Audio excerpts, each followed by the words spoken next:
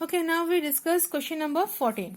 Question number 14 is compare the power used in the 2 ohm resistor in each of the following circuits. Okay, compare the power used in 2 ohm resistor. So for each cases we having the same resistor, that is 2 ohm. So in two different cases, one is series, another one is parallel. In series 6 volt battery is used and this 2 ohm resistance is connected in series with 1 ohm, and for in parallel 4 volt battery is connected and this 2 ohm resistance is connected parallelly with 12 ohm. So in a first case R1 equals to, this one is not required, R1 equals to 1 ohm, R2 equals to 2 ohm and V equals to 6 ohm. Okay, so in series equivalent resistance, what will be the equivalent resistance? 1 plus 2, 3 ohm resistance. Okay, and we know that Ohm's law, V equals to IR, so we find out I equals to V by R, so 6 by 3, that is 2 ampere. So and we know that in series the current, same current will flow through each resistor. So in through 2 ohm resistor the 2 ampere current will flow. So power, how we calculate the power? P equals to V into I. V is 6 and V equals to I into P equals to V into I. In place of V, if we write I into R, so I square into R, because we have the value of I and R. So I square value is 2, 2 square into 2, that is 8 watt.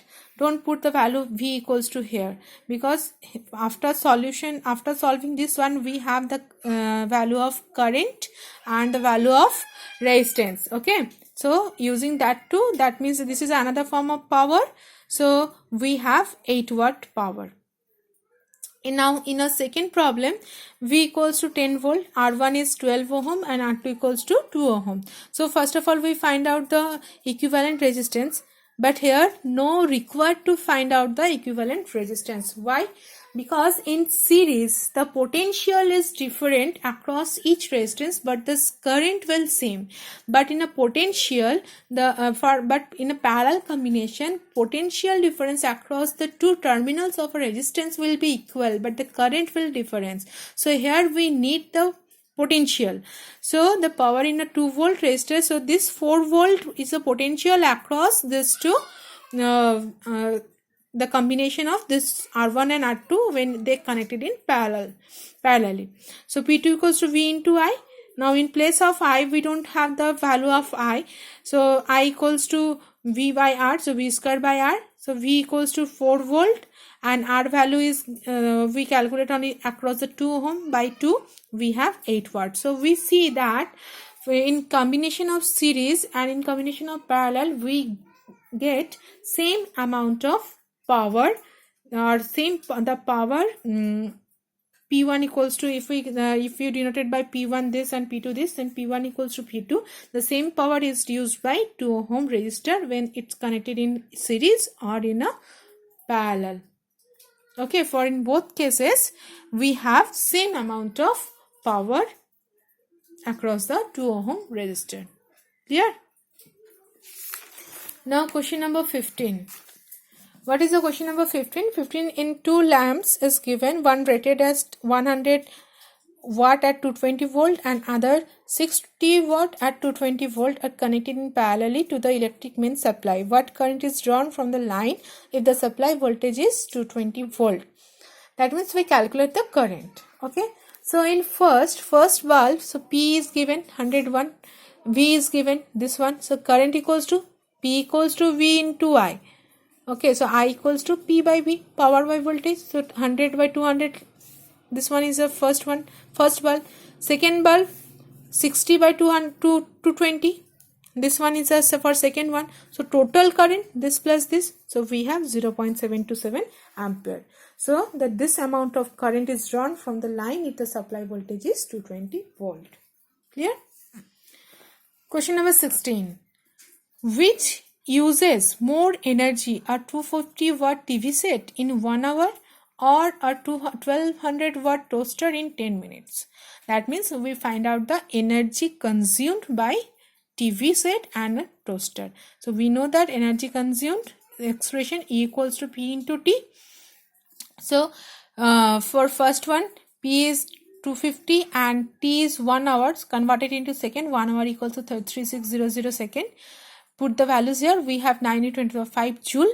And for toaster, 10 minutes equals to 600 second. Put the values here.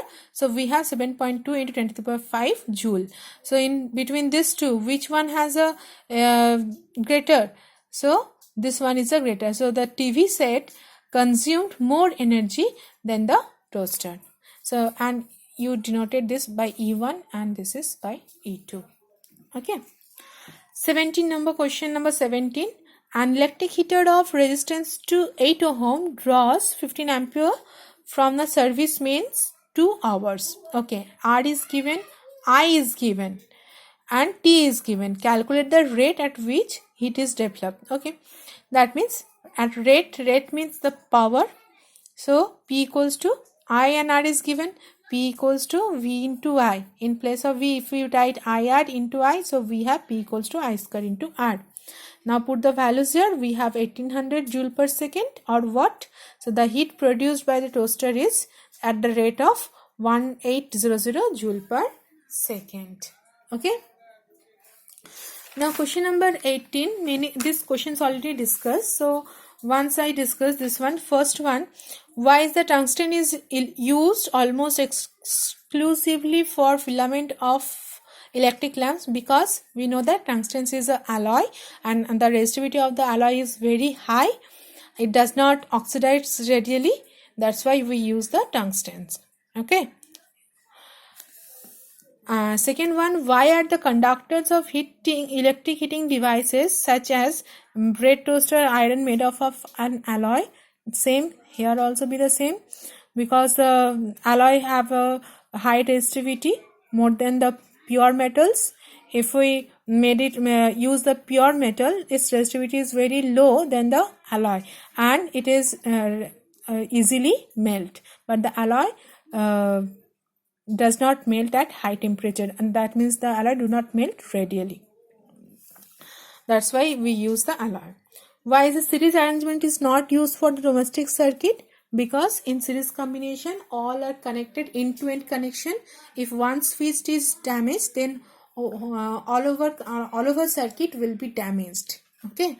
That's why for the domestic circuit series arrangement is not used. That means if one electric appliance is damaged, then the entire circuit will stop working. Okay, that's why it is not required.